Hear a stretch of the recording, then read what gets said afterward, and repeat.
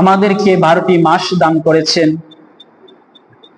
যে 12টি মাস হচ্ছে মুহররম, সফর, রবিউল আউয়াল, রবিউস সানি, জমাদাল আউয়াল, জমাদাস সানি, রজব, শাবান, রমজান, শাওয়াল, জিলকদ, জিলহজ। এই 12টি মাস রব্বুল আলামিন আমাদেরকে দান করেছেন যেন এই পৃথিবীটাকে একটা গণনার মাধ্যমে চালানো যায়, যেন মানুষ কোনো বিপদে না পড়ে, মানুষ যেন নিজের রুটিন অনুযায়ী নিজের আইন মোতাবেক এগোতে পারে।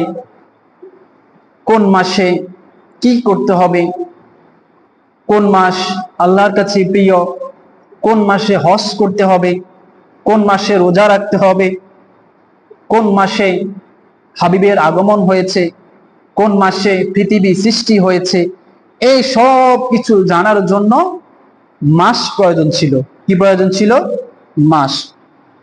এই মাসটি যেন আজকে আমরা রমজান আসলে বুঝতে পারি এই মাসে আমাদেরকে রোজা রাখতে হবে, এই মাসে আমাদেরকে রোজা রাখতে হবে। আমরা মুহররম আসলে বুঝতে পারি এ মাসে আশুরা আছে, এ মাসে কি আছে? আশুরা আছে।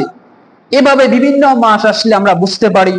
হজের মাস আসলে আমরা বুঝতে পারি মাসে হজ পালন করতে হবে। রোজার সময় আমরা জানি লাইলাতুল কদর রাত থাকে, ওই মাসে আবার জাকাত প্রদান করতে হয়। এভাবে বিভিন্ন মাসগুলোর মধ্যে বিভিন্ন দিক আমাদেরকে দিয়েছেন।